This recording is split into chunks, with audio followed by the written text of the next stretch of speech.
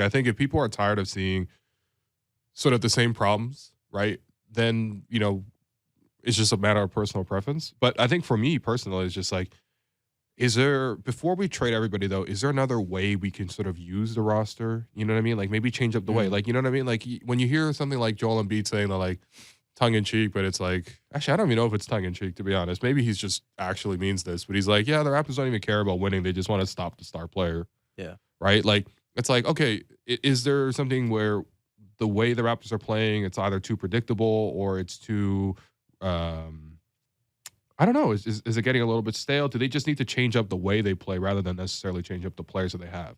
Because that's also Yeah. another way you can potentially get more out of this group is by playing a different way. I don't know how easy that is to do mid-season, but is that something, No, that's a good question. because we always just think about let's change out all the players. Let's Yeah. just change out the players. But it could be just a different way to use those players. For sure. That's a good question. And that's where some of this responsibility relies on Nick Nurse and whatnot. Like, to me, it's a bit like the fact that the Thad Young at the 5 lineups haven't worked at all this season is really telling because this roster is built to not have a 7-footer and it's built to have a bunch of wings who protect the rim together. But yet when Thad is at the 5 and there are all these wings around him, they're not protecting the rim. Yeah, they just leave him alone. Like, come on, man. Like, you can't leave the oldest player on the team to just protect the rim by himself. Like, this is ridiculous.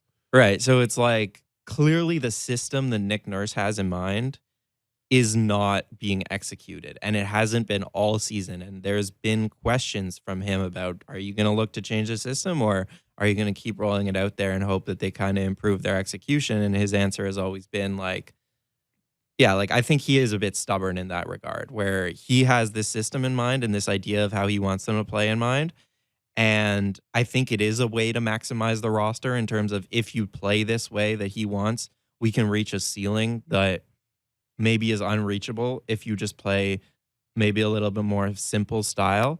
But the floor of that simple style, whether it's drop defense, whether it's more pick and rolls on offense, like that floor is higher. Right. And we might just be at a point right now where we just need to get to a higher floor and start winning some games and start building some confidence of these guys and that kind of stuff. So I think, yeah, there's definitely something to the idea that they should play a little bit differently. And maybe the roles should also shift. I was saying, like, maybe Siakam just needs more of the ball on offense. And, like, his usage was 33 before the injury. Now it's at 31 on the season, which tells you since he came back, it's been in, like, the 28 range.